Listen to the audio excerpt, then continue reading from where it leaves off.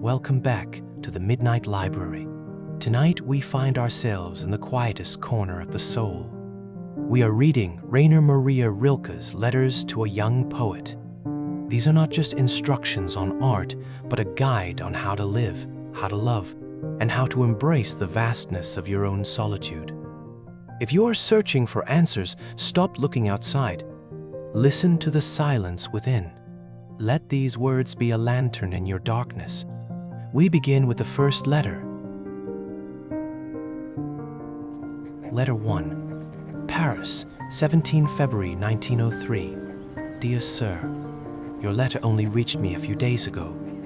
Let me thank you for the great and endearing trust it shows. There is little more I can do. I cannot go into the nature of your verses, for any critical intention is too remote from me. There is nothing less apt to touch a work of art than critical words. All we end up with there is more or less felicitous misunderstandings. Things are not all as graspable and sayable as on the whole we are led to believe. Most events are unsayable, occur in a space that no word has ever penetrated, and most unsayable of all are works of art. Mysterious existences whose life endures alongside ours, which passes away. Having begun with this preliminary remark, all I will go on to say is that your verses have no identity of their own, though they do have tacit and concealed hints of something personal. I feel that most clearly in the last poem, My Soul. There's something individual is trying to come into words, to find its manner.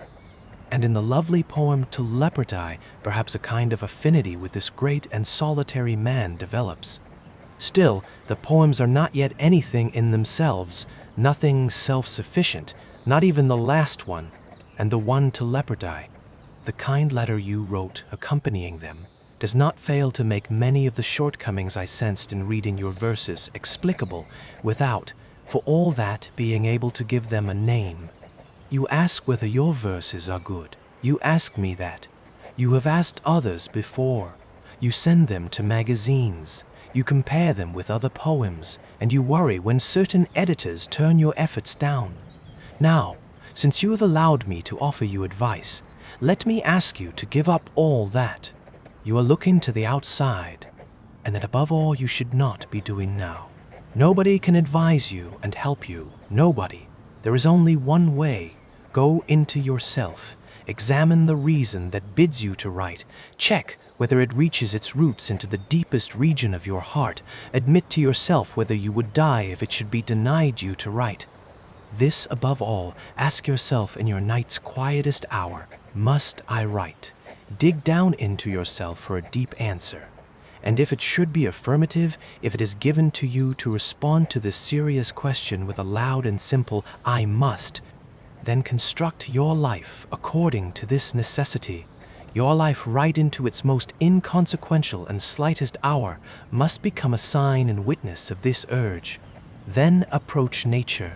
Then try, like the first human being, to say what you see and experience and love and lose. Don't write love poems. Avoid at first those forms which are too familiar and habitual. They are the hardest, for you need great maturity and strength to produce something of your own in a domain where good and sometimes brilliant examples have been handed down to us in abundance. For this reason, flee general subjects and take refuge in those offered by your own day-to-day life. Depict your sadnesses and desires, passing thoughts and faith in some kind of beauty. Depict all this with intense, quiet, humble sincerity, and make use of whatever you find about you to express yourself, the images from your dreams and the things in your memory. If your everyday life seems to lack material, do not blame it. Blame yourself. Tell yourself that you are not poet enough to summon up its riches, for there is no lack for him who creates and no poor, trivial place. And even if you were in a prison whose walls did not let any of the sounds of the world outside reach your senses, would you not have your childhood still, this marvelous, lavish source, this treasure house of memories? Turn your attention towards that. Attempt to raise the sunken sensations of this distant past. Yourself will become the stronger for it. Your loneliness will open up and become a twiddlet dwelling in which the noise other people make is only heard far off. And if from this tone inwards, from this submersion in your own world, there come verses, then it will not occur to you to ask anyone whether they are good verses, nor will you attempt to interest magazines in these bits of work, for in them you will see your beloved natural possessions, a piece and a voice of your life. A work of art is good if it has arisen out of necessity. The verdict on it lies in this nature of its origin. There is no other. For this reason, my dear sir, the only advice I have is this, to go into yourself and to examine the depths from which your life springs. At its source, you will find the answer to the question of whether you have to write. Accept this answer as it is, without seeking to interpret it. Perhaps it will turn out that you are called to be an artist. Then assume this fate and bear it, its burden and its greatness, without ever asking after the rewards that may come from outside. For he who creates must be a world of his own and find everything within himself and in the natural world that he has elected to follow. But perhaps even after this descent into yourself and into your solitariness, you will have to give up the idea of becoming a poet. The feeling that one could live without writing is enough, as I said, to make it something one should never do. But even then, to have taken pause in the way I am asking you to,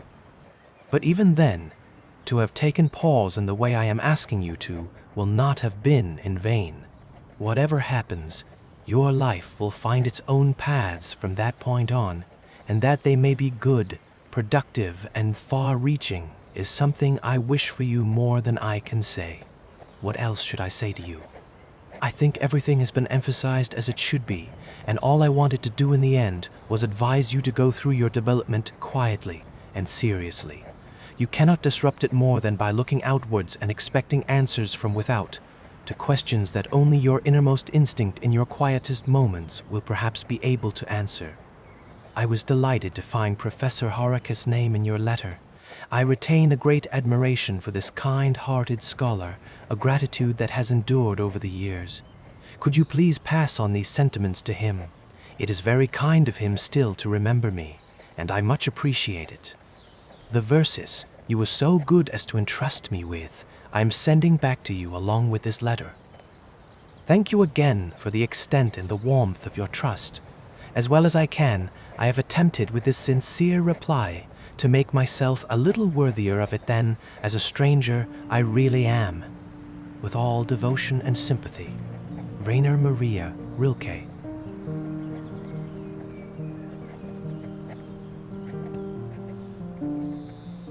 Letter 2. Viareggio near Pisa, Italy, 5 April 1903. You must forgive me, my dear sir, for only attending to your letter of 24 February today.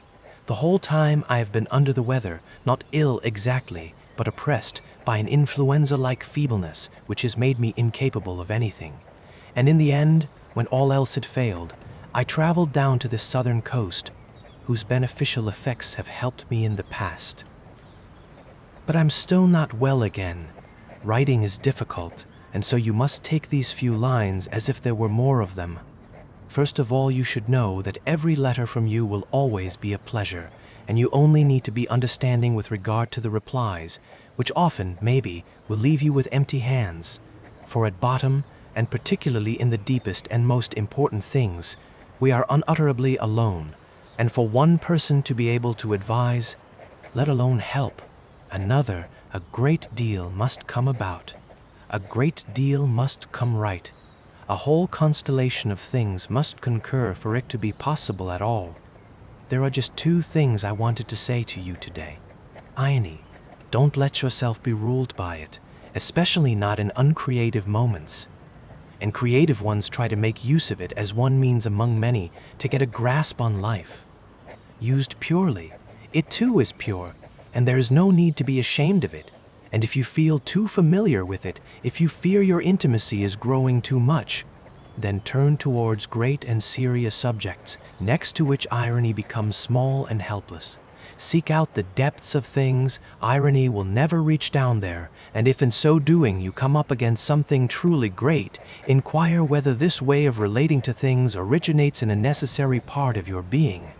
For under the influence of serious things, irony will either fall away if it is something incidental, or on the contrary, if it really belongs to you in a native way, it will gain strength and so become a serious tool and take its place among the means with which you will be bound to create your art. And the second thing I wanted to tell you today is this. Of all my books, there are only a few I cannot do without, and two are always among my effects wherever I am. I have them with me here, the Bible and the books of the great Danish writer, James Peter Jacobsen. I wonder whether you know his works. They are easy to get hold of, because a number of them are available in good translations in Reklam's Universal Bibliothek.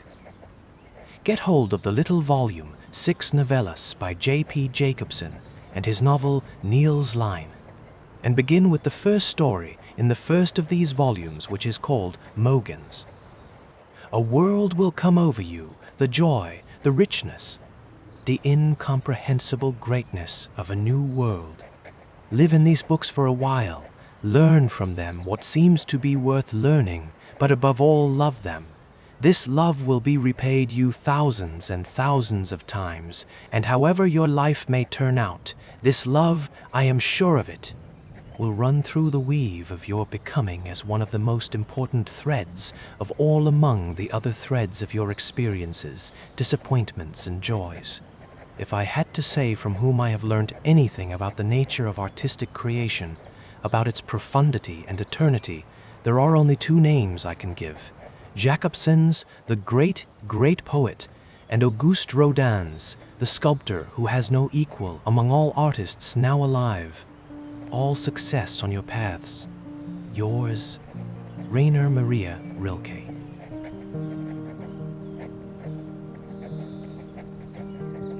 Letter 3. Viareggio, near Pisa, Italy, 23 April 1903. Your Easter letter, my dear sir, gave me a great deal of pleasure, for it had many good things to report, and the way you spoke about Jacobsen's great and generous art showed me that I was not mistaken in conducting your life and its many questions to this source of plenty. Now Niels Line will reveal itself to you, a book full of splendors and depths. The more often one reads it, it seems to contain everything, from life's faintest scent to the full grand savor of its heaviest fruits. There is nothing in it that has not been understood, grasped, lived, and known in memory's trembling, lingering resonance. No experience is too slight, and the merest occurrence unfolds like a fate, and fate itself is like a wonderful, vast fabric in which every thread is drawn by an infinitely tender hand and laid next to another, held in place and supported by 100 others. You will experience the immense pleasure of reading this book for the first time, and will pass through its innumerable surprises as if in a new dream. But I can tell you that later, too, one always traverses these books with the same astonishment, and that they lose nothing of the wondrous power, relinquish none of the magical qualities, which they lavish on the reader the first time round. One just takes more and more enjoyment in them. One grows ever more grateful and somehow better and simpler in seeing the world, deeper in one's faith in life, and happier and larger in living. And later you must read the wonderful book of the fate and longings of Marie Grubbe and Jacobsen's letters and diaries and fragments, and finally his verse, which, even if the translations are only moderate, has an infinite resonance. To do so, I'd suggest you buy the lovely collected edition of Jacobsen's works, which has all this in it, if you get the opportunity. It came out in 3 volumes and in good translations with Jürgen Diederichs in Leipzig, and costs, I believe, only 5 or 6 marks a volume. In your opinion, on Here Roses Should Stand, a work of such incomparable subtlety and form, you are of course absolutely in the right, and inviolably so, whatever the author of the preface may have to say. And let me at once make this request: read as little as possible in the way of aesthetics and criticism. It will either be partisan views, fossilized and made meaningless in its lifeless rigidity, or it will be neat wordplay, where one opinion will triumph one day and the opposite the next. Works of art are infinitely solitary, and nothing is less likely to reach them than criticism. Only love can grasp them and hold them and do them justice. With regard to any such disquisition, review or introduction, trust yourself and your instincts. Even if you go wrong in your judgment, the natural growth of your inner life will gradually, over time, lead you to other insights. Allow your verdicts their own quiet, untroubled development, which, like all progress, must come from deep within and cannot be forced or accelerated. Everything must be carried to term before it is born, to let every impression and the germ of every feeling come to completion inside, in the dark, in the unsayable, the unconscious, in what is unattainable to one's own intellect, and to wait with deep humility and patience for the hour when a new clarity is delivered. That alone is to live as an artist, in the understanding and in one's creative work. These things cannot be measured by time. A year has no meaning, and 10 years are nothing. To be an artist means not to calculate and count, to grow and ripen like a tree, which does not hurry the flow of its sap and stands at ease in the spring gales without fearing that no summer may follow. It will come, but it comes only to those who are patient, who are simply there in their vast, quiet tranquility, as if eternity lay before them. It is a lesson I learn every day amid hardships I am thankful for. Patience is all. Reich Dertemel, with his books, as also, by the way, with the man himself whom I know slightly, I always find myself, when I've come upon one of his best pages, fearful of the next, which can always undo it all again and turn what was so lovely into something base. You sum him up very well with your phrase about living and writing in rut. And indeed, artistic experience lies so incredibly close to sexual experience, to its pains and pleasures, that both phenomena are really just different forms of one and the same desire and felicity. And if instead of speaking of rut, we could say sex in the large, capacious, pure sense, not rendered suspect by any misapprehensions stemming from the church, his art would be very great and infinitely important.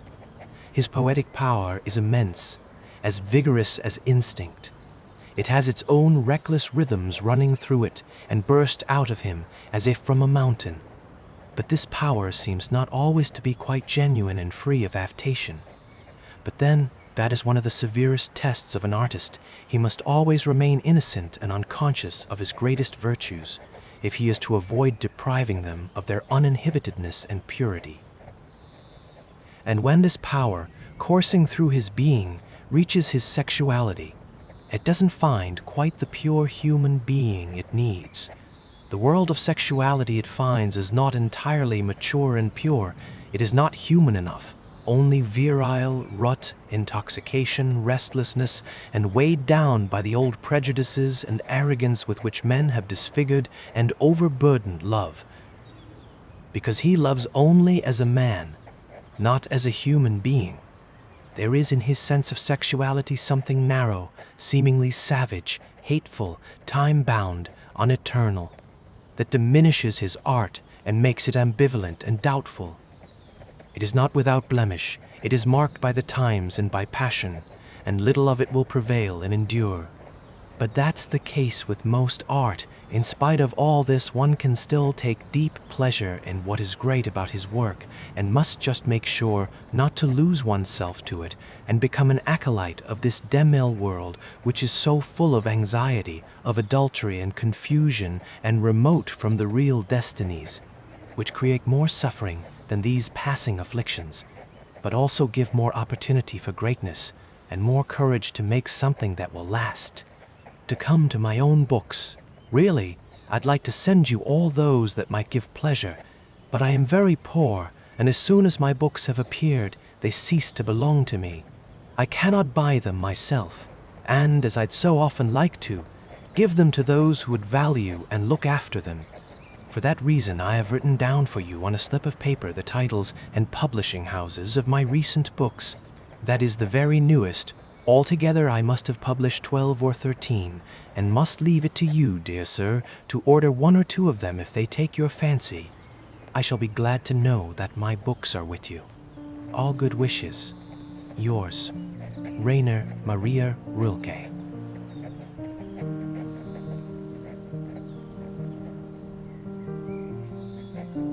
Letter 4. At present in Werpswit near Bremen, 16 July 1903.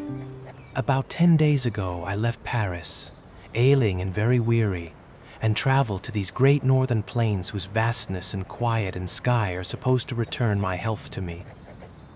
But I drove into unceasing rain, which only today is beginning to clear a bit over the restless, wind-swept land, and I'm using this first moment of brightness to send you a greeting, my dear sir. My dear Mr. Capus, I have left your letter unanswered for a long time. Not that I had forgotten it. On the contrary, it was the kind of letter one reads again, coming across it among one's papers, and I recognized you in it as if I were in your presence.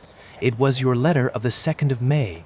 I'm sure you remember it, when, as I do now, I read it in the great calm of these expanses. I am touched by your fine concern for life, even more than I was in Paris, where everything has a different tone and gets lost in the immense din which sets things trembling. Here, surrounded as I am by a mighty stretch of land over which the winds blow in from seas, here I feel that no human being anywhere can respond to those questions and feelings that have a profound life of their own. For even the best of us get the words wrong when we want them to express such intangible and almost unsayable things. But all the same, I believe that you need not remain without solution if you hold to things like those now refreshing my eyes.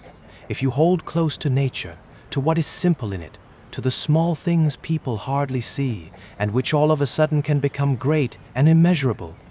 If you have this love for what is slight, and quite unassumingly, as a servant, seek to win the confidence of what seems poor, then everything will grow easier, more unified, and somehow more conciliatory, not perhaps in the intellect, which, amazed, remains a step behind, but in your deepest consciousness, watchfulness, and knowledge.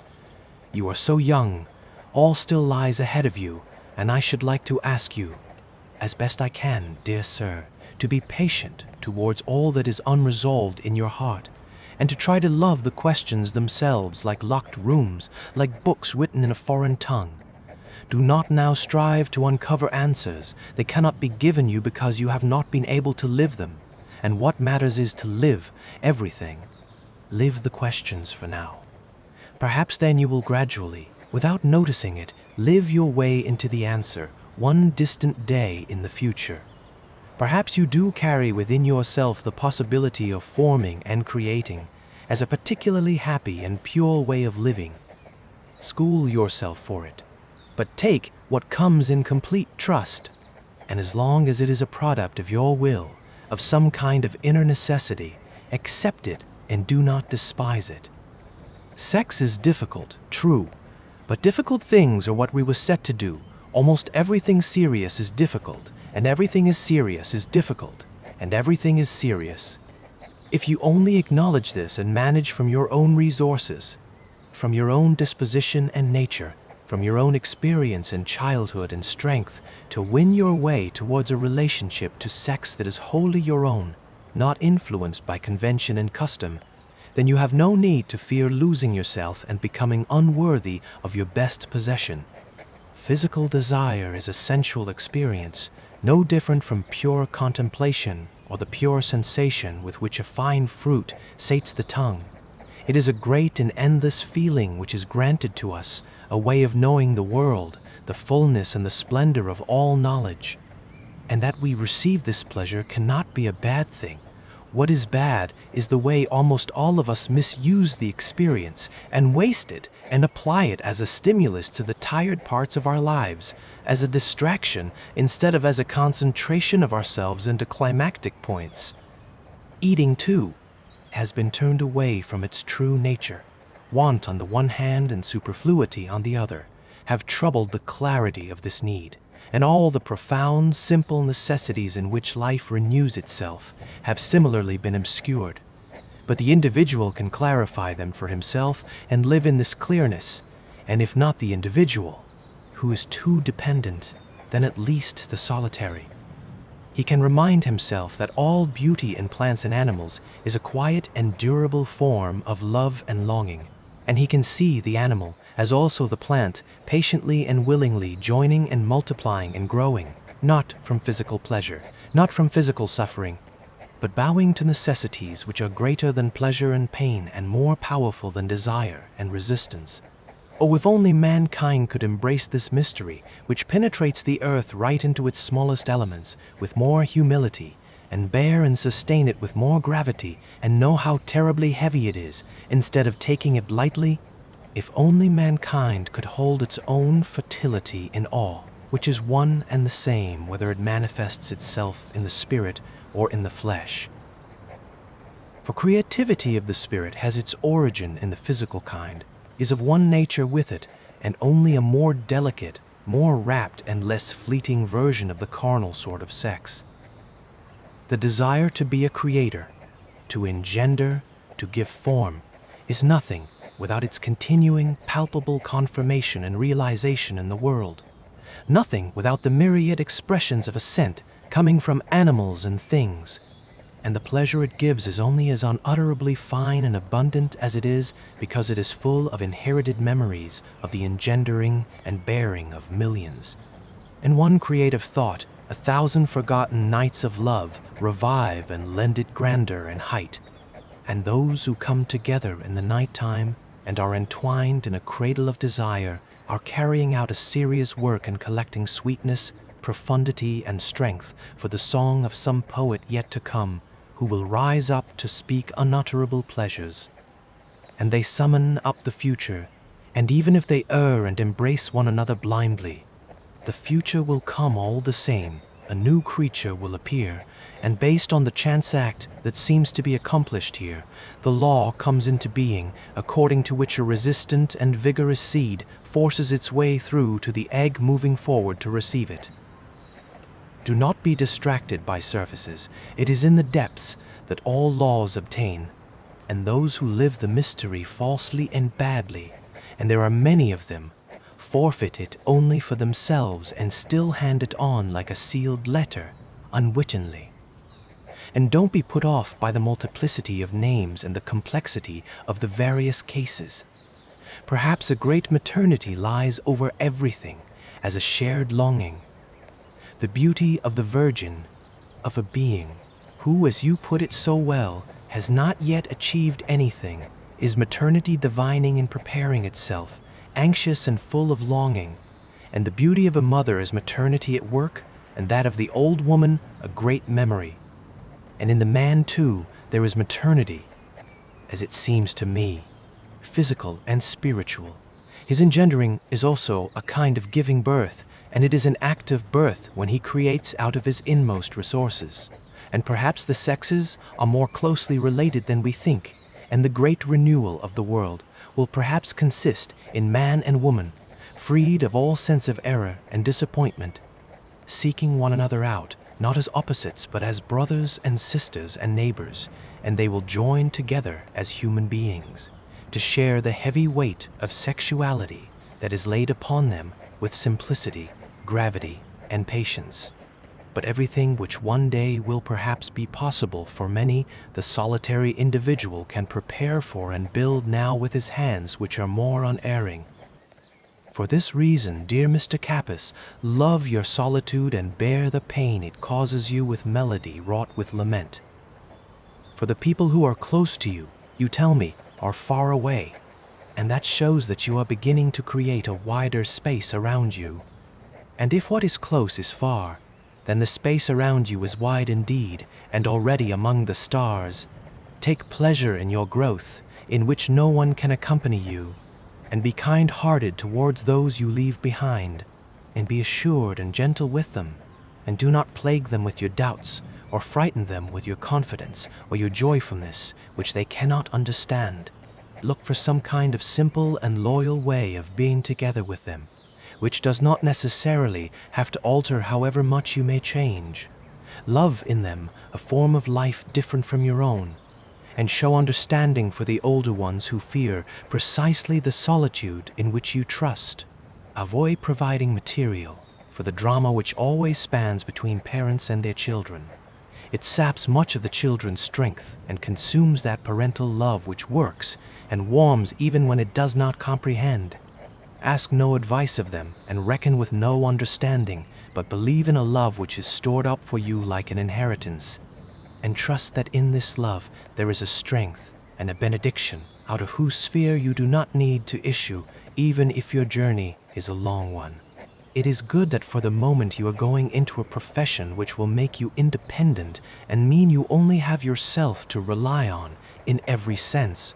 Have the patience to wait and see whether your inmost life feels confined by the form of this occupation. I consider it a very difficult and a very demanding one, as it is burdened by powerful conventions and leaves almost no room to interpret its duties according to your own lights. But your solitude, even in the midst of quite foreign circumstances, will be a hold and a home for you, and leading from it, you will find all the paths you need. All my good wishes are ready to accompany you, and you have all my confidence and trust. Yours, Rainer Maria Rilke.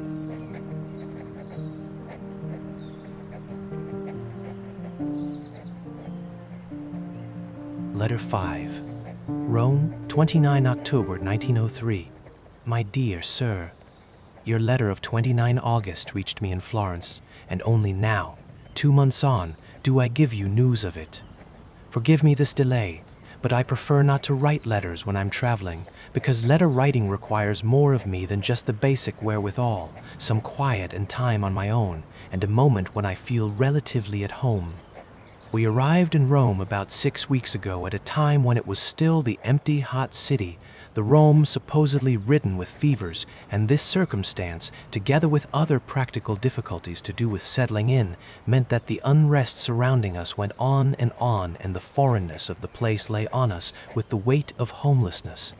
On top of that, you have to remember that Rome, if one is not yet acquainted with it, seems oppressively sad when one first arrives. The lifeless and drear museum atmosphere it breathes, the abundance of fragments of the past on which a tiny present nourishes itself, that have been fetched out of the ground and laboriously maintained, the unspeakable excess of esteem, nourished by academics and philologists with the help of run-of-the-mill tourists, given to all these disfigured and spoiled objects, which after all are basically nothing more than accidental vestiges of another age and of a life that is not our own, and is not meant to be. At last, after weeks of daily fending off, you get your bearings back, and somewhat dazed you tell yourself, no, there is not more beauty here than elsewhere, and all these objects which generation after generation have continued to admire, which inexpert hands have mended and restored, they mean nothing, are nothing, and have no heart and no value. But there is a great deal of beauty here, because there is beauty everywhere. Infinitely lively waters go over the old aqueducts into the city, and on the many squares dance over bowls of white stone, and fill broad capacious basins, and murmur all day, and raise their murmur into the night, which is vast and starry and soft with winds. And there are gardens here, unforgettable avenues and flights of steps, steps conceived by Michelangelo, steps built to resemble cascades of flowing water, giving birth to step after broad step like wave after wave as they descend the incline. With the help of such impressions you regain your composure, win your way back out of the demands of the talking and chattering multitude, how voluble it is, and you slowly learn to recognize the very few things in which something everlasting can be felt, something you can love, something solitary in which you can take part in silence. I'm still living in the city, on the Capitol, not far from the finest equestrian statue that has come down to us from Roman art, that of Marcus Aurelius. But in a few weeks I shall be moving into a quiet, simple room, an old summer house lost in the depths of a great park, hidden away from the city with its noise and its inconsequentiality. I'll live there for the whole winter and take pleasure in the great stillness from which I expect the gift of good and productive hours. From there, where I shall feel more at home, I'll write you a longer letter in which I'll also have something to say about your writing. Today, I must just mention, and it was perhaps wrong of me not to have done so before, that the book you announced in your letter, which you said contained pieces by you, has not arrived here. Has it been sent back to you, perhaps from Sweden, for packets cannot be forwarded abroad? This is the best explanation, which it would be nice to have confirmed. I hope it has not gone astray, which given the Italian postal service cannot be ruled out. Alas, I should have been glad to receive the book, as with everything that gives some sign of you, and any verse you have written, since I shall always, if you entrust me with it, read and reread and take in as well and as completely as I can. With good wishes and greetings, yours, Rainer Maria Rilke.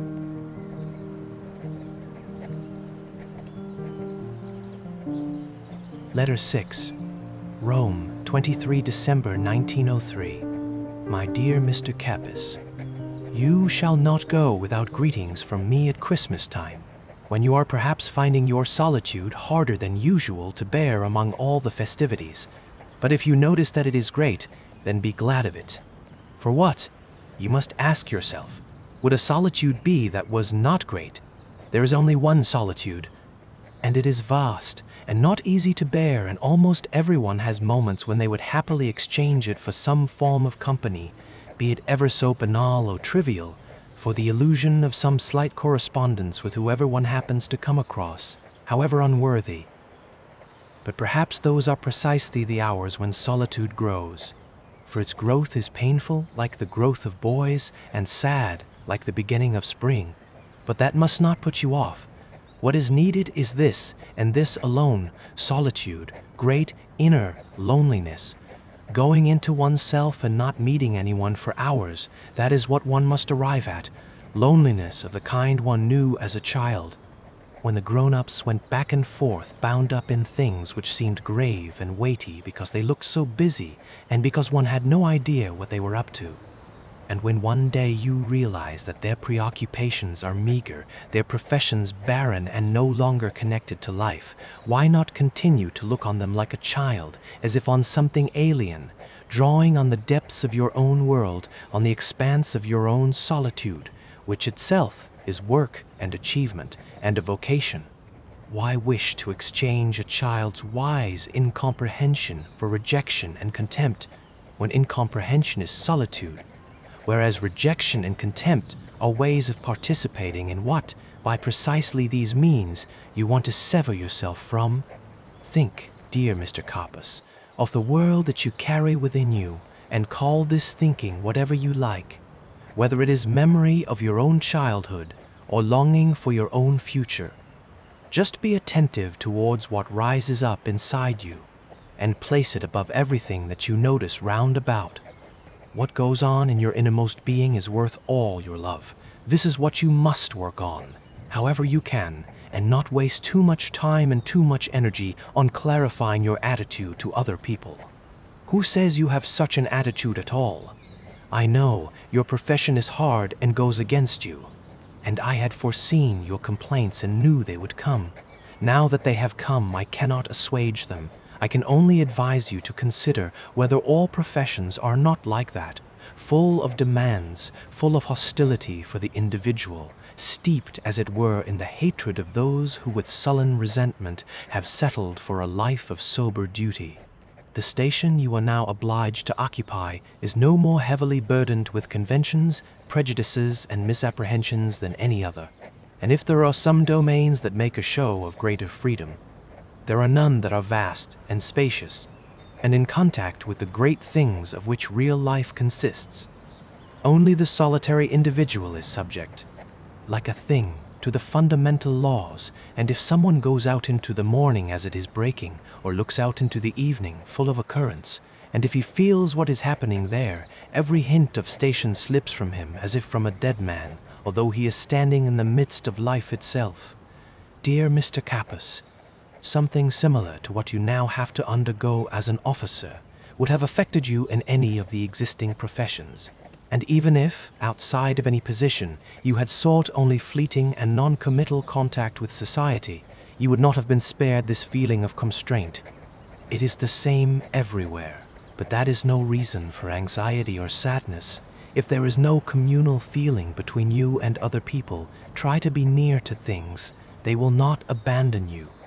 The nights are still there, and the winds that go through the trees and over the many lands. Among things and among animals, all is still full of happenings in which you can take part, and the children are still as you were when you were a child, just as sad and happy, and whenever you think of your childhood, you live among them again. Among the lonely children and adults are nothing, and their dignity has no worth. And if it frightens and pains you to think of your childhood and of the simplicity and stillness that go together with it, because you can no longer believe in God, who is everywhere present in it, then ask yourself, dear Mr. Capus, whether you have really lost God after all. Is it not rather the case that you have never yet possessed him?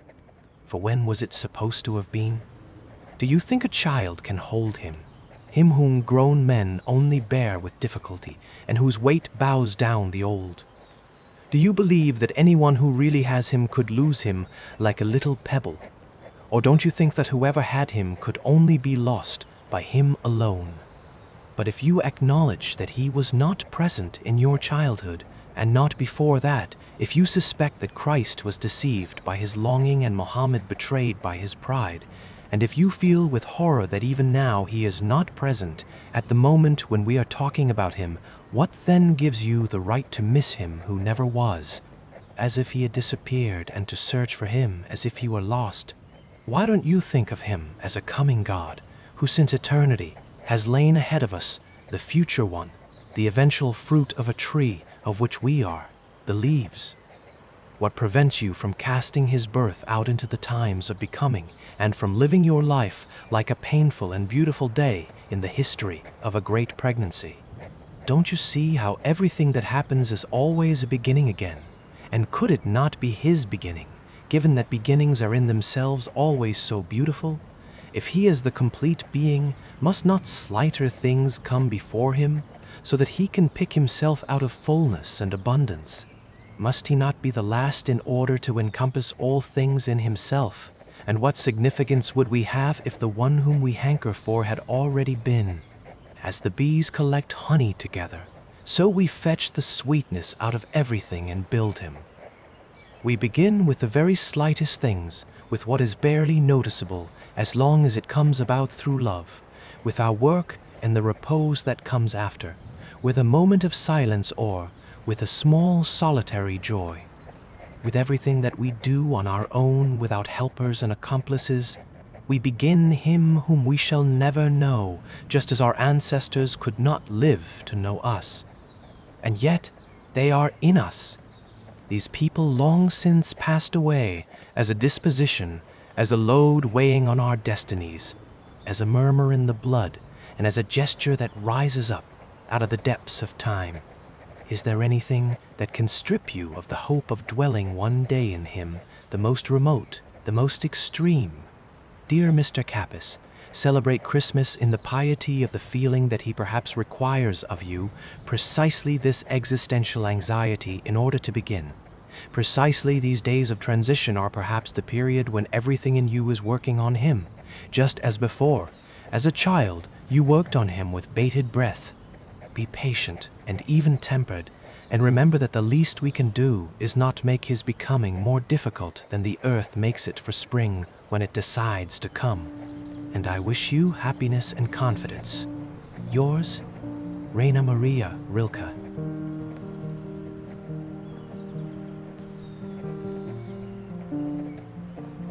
Letter 7, Rome, 14 May 1904. My dear Mr. Capus, much time has gone past since I received your last letter. Don't hold that against me. First it was work, then disruptions, and finally ill health that kept me from replying, whereas I wanted to write to you out of good, peaceful days. Now I feel a little better again. Even here, the beginning of spring with its bad and fickle transitions was hard to bear, and can manage to send you greetings, dear Mr. Capus, and as I am very glad to do, say this and that about your letter as best I can. You will see, I have copied out your sonnet because I found that it had beauty and simplicity, and a native form in which it unfolds with such quiet propriety. It is the best of the verses of yours I have been permitted to read, and I'm giving you this copy now because I know that it is important and a whole new experience to come across a work of one's own in a foreign hand. Read the lines as if they were unknown to you, and you will feel in your inmost self how very much they are yours. It has been a pleasure for me to read this sonnet and your letter, which I did often. I thank you for both. And you must not let yourself be diverted out of your solitude by the fact that something in you wants to escape from it. Precisely this desire, if you use it calmly and judiciously as a kind of tool, will help you to extend your solitude over a greater expanse of ground. People have tended, with the help of conventions, to resolve everything in the direction of easiness, of the light, and on the lightest side of the light. But it is clear that we must hold to the heavy, the difficult. All living things do this. Everything in nature grows and defends itself according to its kind, and as a distinct creature from out of its own resources, strives to be so at any cost and in the face of all resistance. We know little, but that we must hold fast to what is difficult is a certainty that will never forsake us. It is good to be alone. For solitude is difficult, that something is difficult should be one more reason to do it. To love is also good, for love is hard. Love between one person and another, that is perhaps the hardest thing it is laid on us to do. The utmost, the ultimate trial and test, the work for which all other work is just preparation.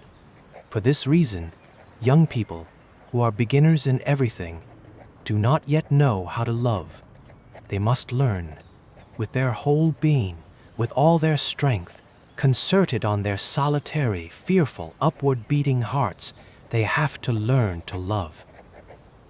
An apprenticeship, though, is always a long, secluded period, and love, too, is for a great long time and far into life, solitariness, heightened and deepened loneliness for the one in love. Love at first has nothing to do with unfolding, abandon, and uniting with another person. For what would be the sense in a union of what is unrefined and unfinished, still second order? For the individual, it is a grand opportunity to mature, to become something in himself, to become a world in himself for another's sake. It is a great immoderate demand made upon the self, something that singles him out and summons him to vast designs. Only in this sense as a duty to work on themselves, to hearken and to hammer day and night, should young people use the love that is given them. The unfolding, the abandon, and any kind of togetherness is not for them, who for a long time yet will have to scrimp and save. They are the culmination, and perhaps that for which a human life now is hardly sufficient. But the young people so often and so badly go wrong, in that they, who by nature have no patience, fling themselves at one another when love comes over them, scatter themselves just as they are in all their troubledness, disorder, confusion. But what can come of that? What is life supposed to do with this heap of half-broken things that they call their togetherness and would like to call their happiness, were it possible, their future? Each person loses himself then for the other's sake, and loses the other, and many more who were yet to come, and loses the expanses and possibilities, exchanges the nearing and fleeing of delicate, mysterious things for a sterile helplessness of which nothing more can come. Nothing but a bit of disgust, disappointment, and deprivation, and the escape into one of the many conventions which, like public shelters, are set up in great numbers along this most dangerous of paths. No area of human experience is so well furnished with conventions as this. There are lifebelts of the most various invention, dinghies and buoyancy devices. Society in its wisdom has found ways of constructing refuges of all kinds, for since it has been disposed to make the love life a pastime, it has also felt obliged to trivialize it, to make it cheap, risk-free and secure, as public pleasures usually are. It is true that many young people who love wrongly, that is, simply with abandon and not in solitude, and your average person will never move beyond this, feel the oppression of having failed at something and do want to make the state into which they have got livable and productive in their own personal way, for their nature tells them that questions of love, even less than all other important matters, cannot be solved publicly and by following this or that consensus, that they are questions that touch the quick of what it is to be human, and which in every case require a new, particular, and purely private response. But how can people who have already flung together and no longer set themselves any limits or tell one another apart, and who therefore possess nothing of their own anymore, how on earth can they find a way out of themselves, out of the depths of a solitude that has already been spilt and squandered? They act out of a shared helplessness, and if they do their best to escape the convention they happen to have noticed, as marriage for example, they fall into the clutches of a less obvious but just as deadly conventional solution, for all around them there is nothing but convention. When an action derives from a precipitately arrived at and unwitting union, it is always conventional. Every relationship which is the product of such confusion has its conventions, however unusual, that is, immoral in the generally accepted sense. It may be, yes, even separation would in such a case be a conventional step, an impersonal, fortuitous decision without force and without point. Whoever looks at the matter seriously finds that, as for death, which is difficult, no explanation, no solution has yet been discovered for love, which is difficult too. There are no directions, no path. And for these two problems that we carry round with us in a sealed packet and hand on without opening, it will always be impossible to locate a common rule, resting on consensus. But to the same extent that we begin as individuals to venture on to life, these great things will encounter us on our own at ever closer quarters. The demands that the hard work of love makes on our development are larger than life, and as beginners, we are not a match for them. But if we can hold out and take this love upon us as a burden and an apprenticeship, instead of losing ourselves in all the trivial and frivolous games behind which people have hidden from the utter seriousness of their existence, then perhaps a small advance and some relief will be sensible to those who come long after us. That would mean a great deal. We are only now just coming to the point where we can consider the relationship of one human individual to another objectively and without prejudice, and our attempts to live such a relation have no model to go on. And yet, in the shifting of the times, there are already a few things that can help our tentative beginnings. Girls and women, in their new particular unfolding, will only in passing imitate men's behavior and misbehavior and follow in male professions. Once the uncertainty of such transitions is over, it will emerge that women have only passed through the spectrum and the variety of those often laughable disguises in order to purify their truest natures from the distorting influences of the other sex. Women, in whom life abides and dwells more immediately, more fruitfully, and more trustingly, are bound to have ripened more thoroughly, become more human beings than a man who is all too light and has not been pulled down beneath the surface of life by the weight of a bodily fruit, and who, in his arrogance and impatience, undervalues what he thinks he loves. This humanity which inhabits woman, brought to term in pain and humiliation, will, once she has shrugged off the conventions of mere femininity through the transformations of her outward status, come clearly to light, and men who today do not yet feel it approaching, will be taken by surprise and struck down by it. One day, there are already reliable signs which speak for it and which begin to spread their light, especially in the northern countries. One day there will be girls and women whose name will no longer just signify the opposite of the male, but something in their own right, something which does not make one think of any supplement or limit, but only of life and existence, the female human being. This step forward, at first right against the will of the men who are left behind, will transform the experience of love, which is now full of error, alter it, root and branch, reshape it into a relation between two human beings and no longer between man and woman. And this more human form of love, which will be performed in infinitely gentle and considerate fashion, true and clear in its creating of bonds and dissolving of them, will resemble the one we are struggling and toiling to prepare the way for, the love that consists in two solitudes, protecting, defining, and welcoming one another.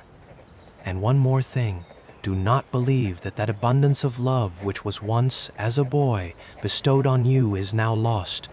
Can you tell whether back then great and good desires did not ripen within you and resolutions which you still live by today? I believe that love remains so strong and powerful in your memory because it was your first deep experience of solitariness and the first inner work that you undertook on your life. All good wishes to you, dear Mr. Capus. Yours, Rainer Maria Rilke. Sonnet. Through my life there trembles unlamenting, suffering dark and deep, without a sigh, pure as snow the blossoming of my dreams, consecrates the stillest of my days. Often though a question's gravity cuts across my path, I seem to shrink, pass coldly on as if beside a lake, whose waters are too vast for me to measure, and then a sadness settles, dim, opaque, like the gray of pallid summer nights, shimmered through with stars, now and then. Love then is what my hands attempt to grasp, because I want to say a prayer whose sounds my burning mouth, my lips cannot bring forth. Franz Capus.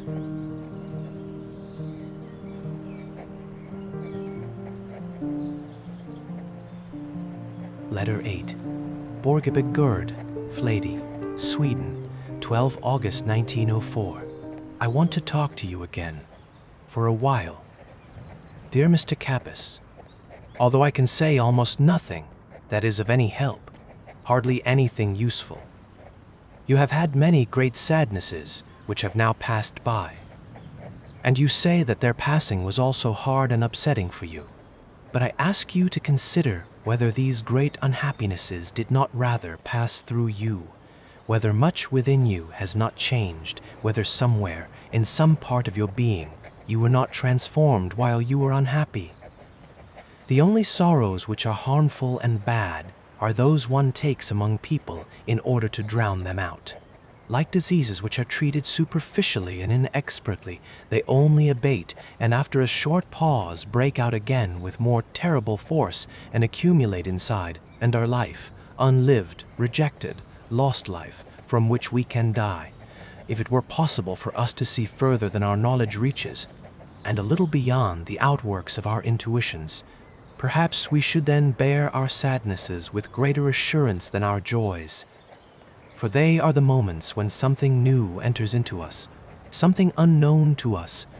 Our feelings, shy and inhibited, fall silent. Everything in us withdraws.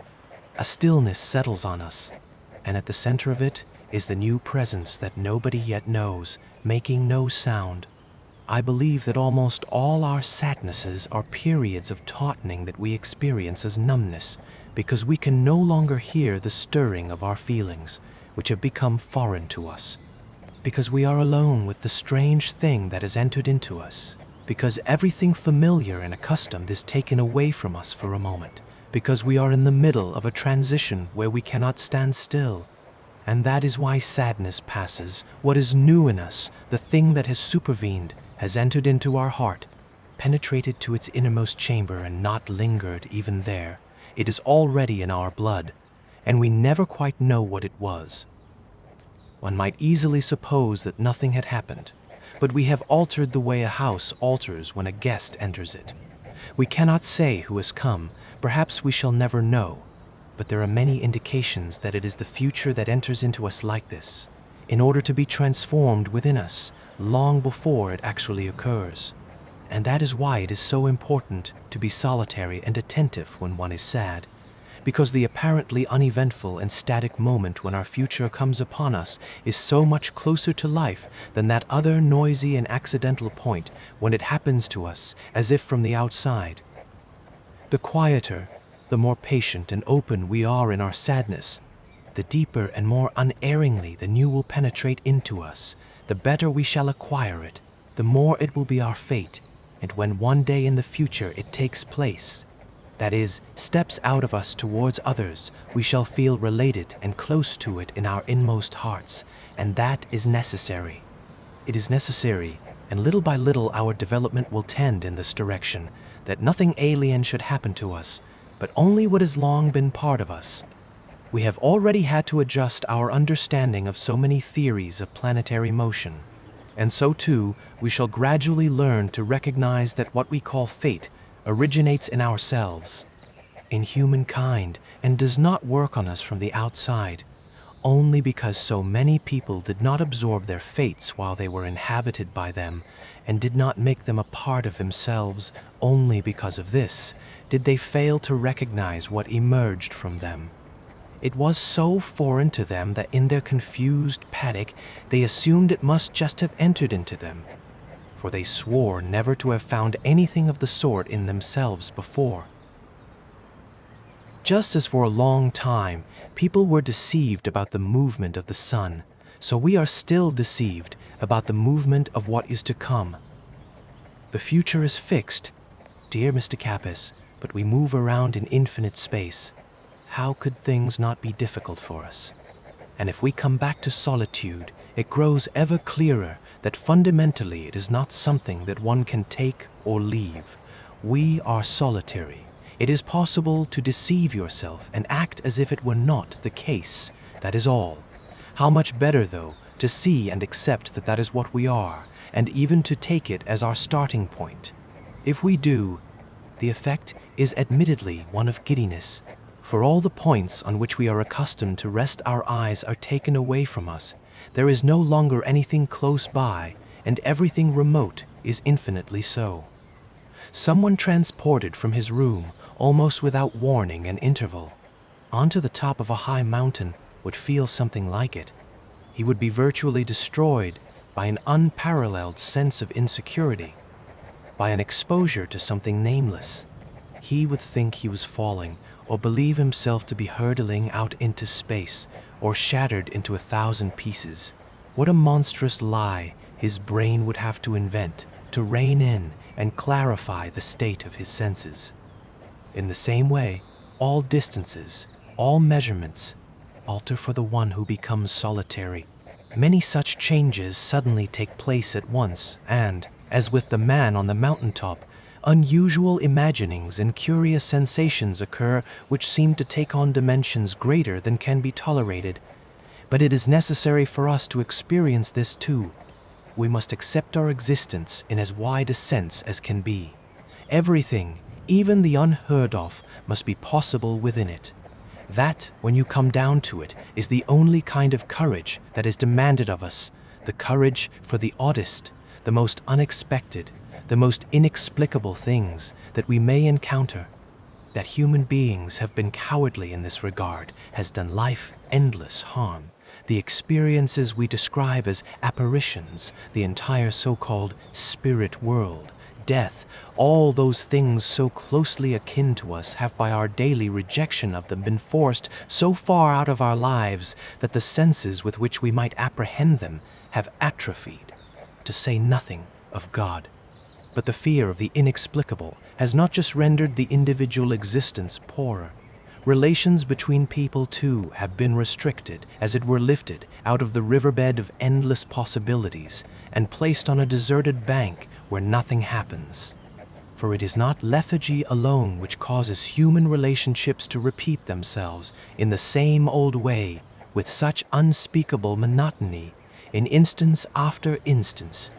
It is the fearful shying away from any kind of new, unforeseeable experience which we think we may not be equal to, but only someone who is ready for anything and rules nothing out.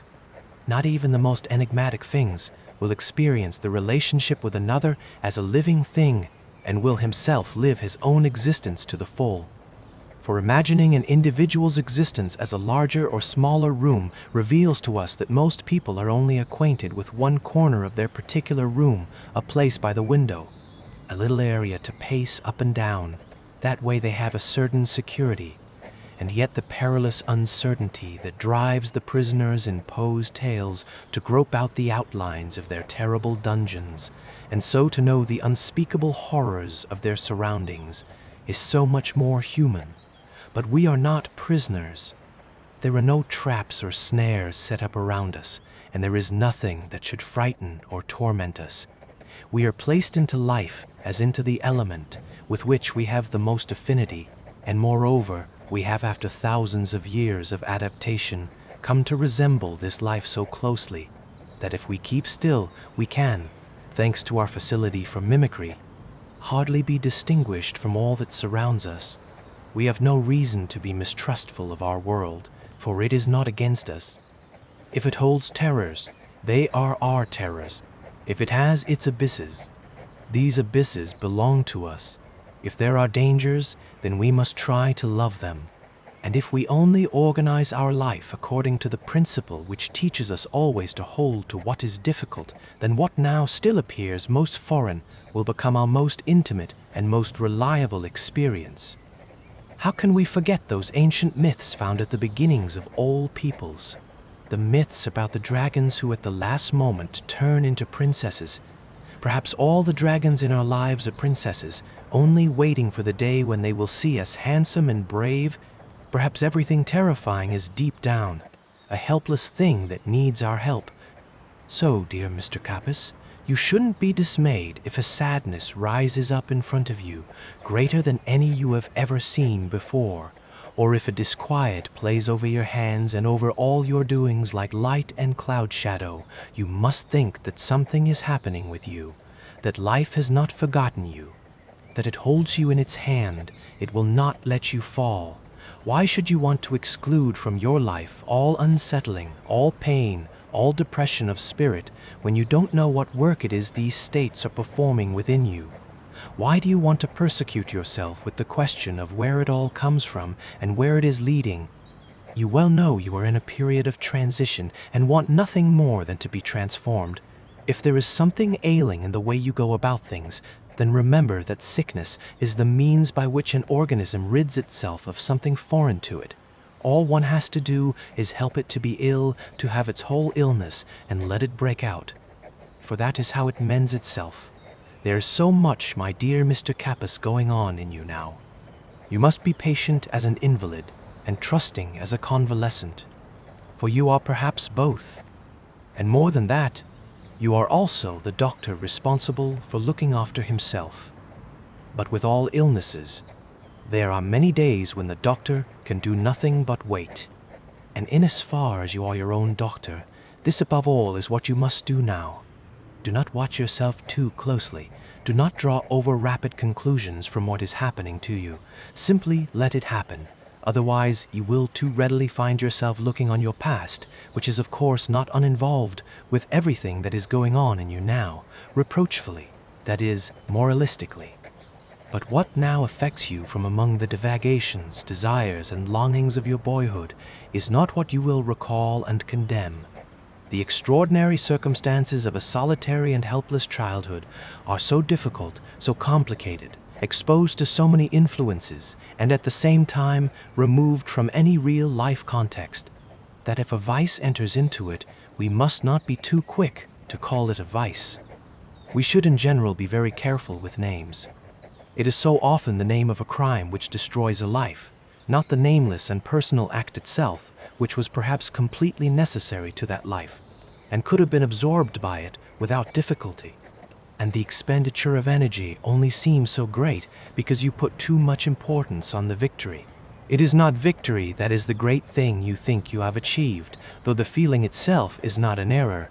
What is great is that there was already something there that you were able to set in place of that deception. Something true and real. Without it, your victory would only have been a moral reaction with no further significance. But as it is, it has become a segment of your life.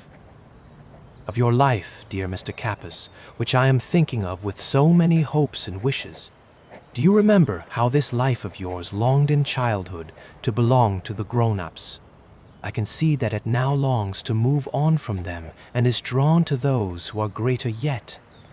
That is why it does not cease to be difficult, but also why it will not cease to grow. And if I have anything else to say to you, it is this. Do not think that the person who is trying to console you lives effortlessly among the simple, quiet words that sometimes make you feel better. His life is full of troubles and sadness and falls far short of them. But if it were any different, he could never have found the words that he did. Yours, Rainer, Maria Rilke.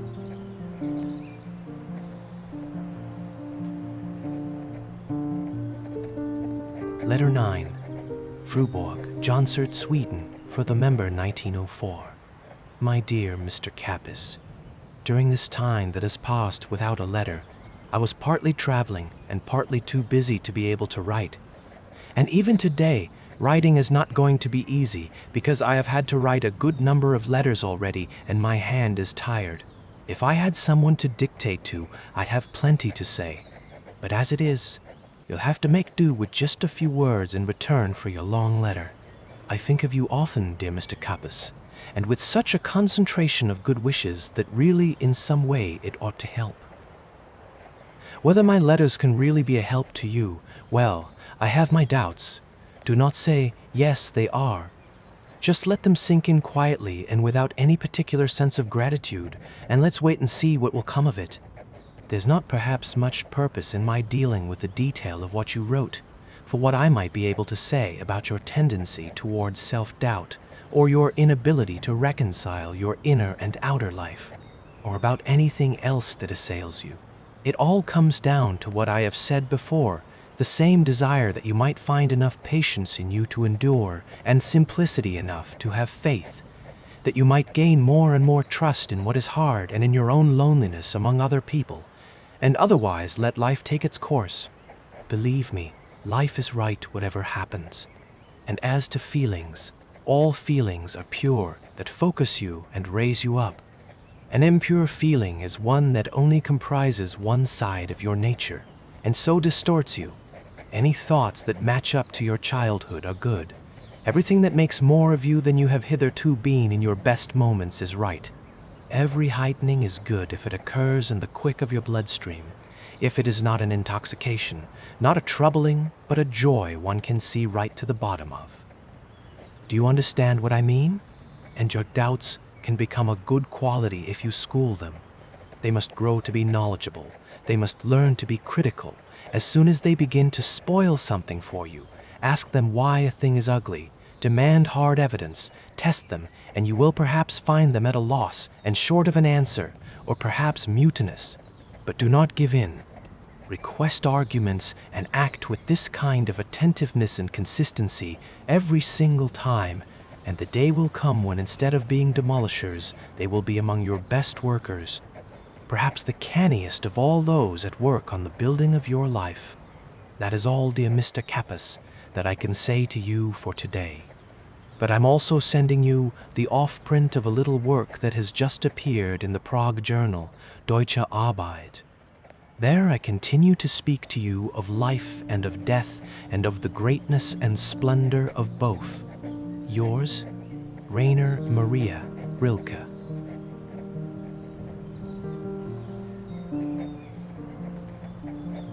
Letter 10. Paris, on the second day of Christmas, 1908. You ought to know, dear Mr. Capus, how happy I was to get this lovely letter from you. The news you give me, actual and articulate as it now is, seems good to me, and the more I thought about it, the more it struck me as incontrovertibly good. I really wanted to write you this in time for Christmas Eve. But what with the work that has been occupying me variously and without interruption, this winter the old festival came up so quickly that I hardly had time enough to make the most necessary purchases, much less to write a letter. But during these Christmas days, I have often thought of you and imagined how quiet you must be in your solitary fort, up among the empty mountains over which those great south winds rush as if they wanted to devour them in mighty chunks. The silence must be immense to be able to receive such sounds and movements, and when one thinks that they are joined by the noise of the sea, present in the distance, perhaps the most inward note in this prehistoric harmony, one can only hope that you have the trust and patience to let this marvelous solitude work on you, a solitude which will never be deleted from your life.